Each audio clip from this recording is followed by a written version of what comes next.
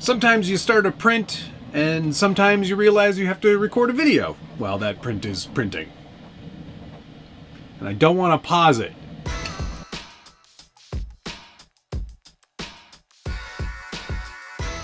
Welcome back to the Scale Builders Guild. Thanks again for watching. It's episode 95 of What's on the Bench Weekly.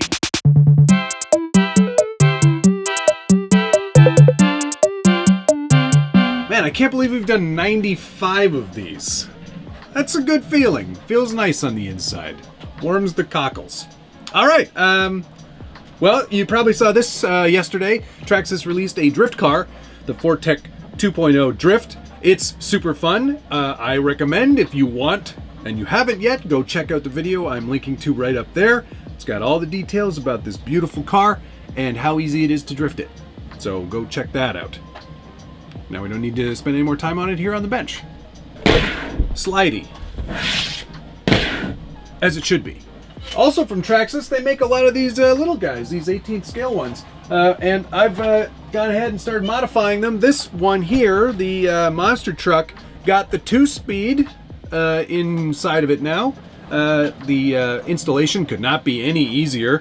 Literally, quite literally, unplug the motor, take out 4 screws, disconnect the drive shafts, put the drive shafts back on, screw 4 screws back in, route the motor wire, and you're done. And it's great. It actually does give this a lot more punch now. It is a manually operated 2-speeds. So you flick this little switch here, and it's actually, you know what? Nobody noticed this, but we probably should have. There was actually a notch right there in the frame for this 2-speed. So they had this before the monster truck even came out. Crafty individuals over there at Traxxas. Anyway, the low speed is nice and low, the high speed is nice and high. So now you get all that monster truck speed that you probably would have wanted right away. I didn't really miss that speed though, if I'm honest. Because you know, with the hard body and everything, it's not a basher. Is it? I don't know. I don't think it's a bash. Anyway, whatever. If you want a 2-speed, now they have one. In addition to the 2-speed, they also released portal axles, and here they are right here. They're adorable. They're very small. They're 18th scale, of course, and these are a drop-in replacement. And if you want to maintain the existing speed of your transmission, they do include all the right gears to do that conversion, so you don't lose speed or gain speed and lose torque. You know, whatever it is, they've got all the gears to fix it, and the instructions are very clear on that. My original intention was to put it on the Defender that has tracks, so we could really ruin the center of gravity and make this even higher than it is already. But you need a special tool to get at the nuts to take the tracks off of the wheel hubs, and I don't know where that tool is. So I'm gonna have to design and print one myself. Yes.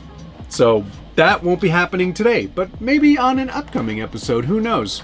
We'll definitely do that on an upcoming episode of What's on the Bench. So stick around for that if you want to see what portals do to tracks. Portals and tracks. One of those is one of my favorites.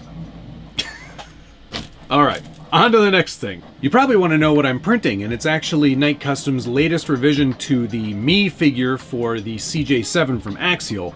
This one is going to be a animated Me, and you'll be very happy to know the sleeves are rolled up on the shirt, so I'll be able to recreate all of my tattoos, which I'm really super excited about doing. I've never attempted that, but it should be pretty easy. I can just look at them. And I've got all those paint pens. Those are going to work great. I'm really excited about that. And I'm actually really excited to get that CJ7 out again. Ever since I put the Axial SCX10 Pro straight axles on there with all the extra weight and a VFD transmission, it's a very capable truck. Not Axial Fest legal anymore, so if you're at Axial Fest, hope you're having a wonderful time without me. And of course, once that driver is printed out, it's actually a really good model. This one looks really good, and with the sleeves rolled up, it does feel like a much better version of me. I don't know why. I'm excited. I'm excited to get that one off the printer, actually. Okay, next on the bench, if you are a channel member, you already have seen this. Actually is a good reason why you should become a channel member, because you get a ton of member-only videos, early access to most of my videos, and tons of other great perks. So I definitely recommend you check that out. Otherwise, if you are new and you are not a channel member, here's what I got in my Trucks of Freedom this year. This is a pretty good little box, and I was worried about the weight of it when it was coming to me via FedEx, but I really lucked out. I got a good one. This is really good. Oh yeah.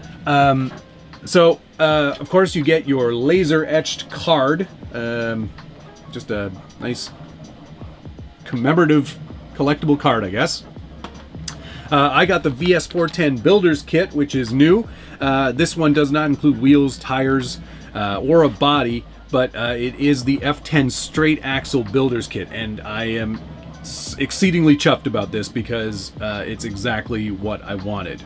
I'm really, really happy with that. I also got a set of black F10Ts, which are my absolute favorite axle from Vanquish. These look like a Toyota axle, basically, and will be right at home under pretty much every Toyota ever made since the dawn of Toyota trucks, because they haven't changed much. These are awesome. They're so great.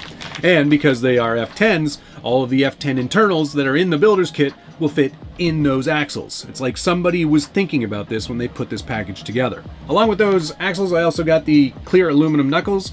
It would have been great if they were black. It doesn't really bother me that much. In fact, I like a little bit of contrast there, so that'll look pretty cool. I also got some Incision drive shafts, which I think are some of the best drive shafts on the market. And I got some very cool purple anodized aluminum rod ends. I think there was somebody on the members video last week who wanted to trade me for some gold ones.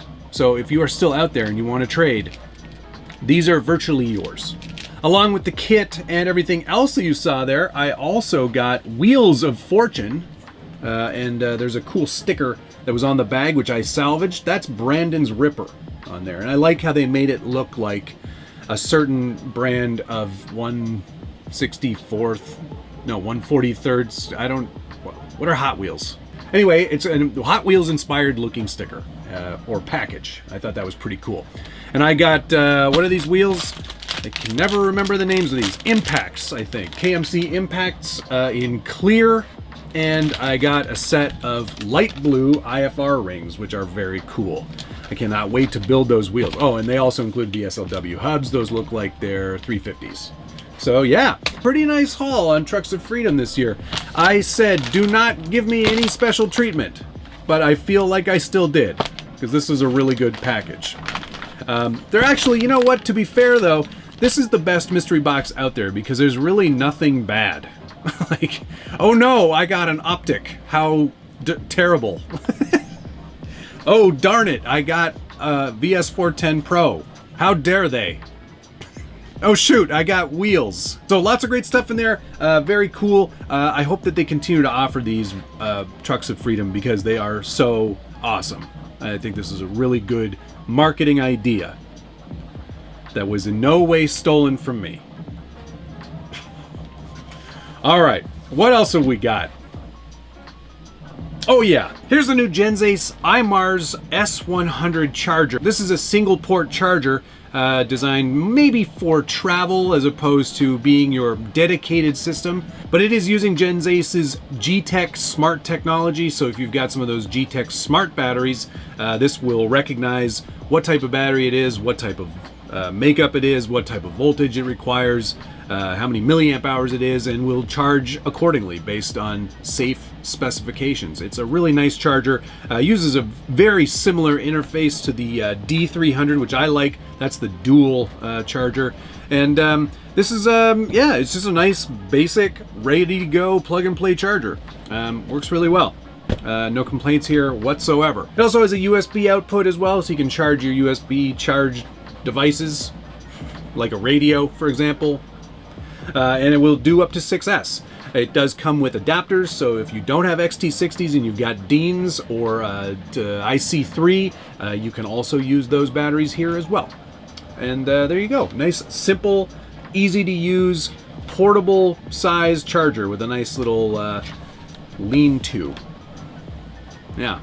They also sent along some of their Adventure 3600 milliamp hour batteries. These are great. They are the recommended size for the H10 optics. So if you are looking for a battery, this one you know will fit perfectly. And there you go. That's going to do it for this week on the bench. It's a slow week, if you will, but still very busy. I'm finishing up some big projects at work, and next week should be even better. I think there'll be lots of new fun stuff to share with you. Maybe. I'm not saying there is or there isn't. Who knows? I'll get back on some of these other projects too, because we got to finish that CUCV before August. All right, that's going to do it. Thank you so much for watching. We'll see you again next week.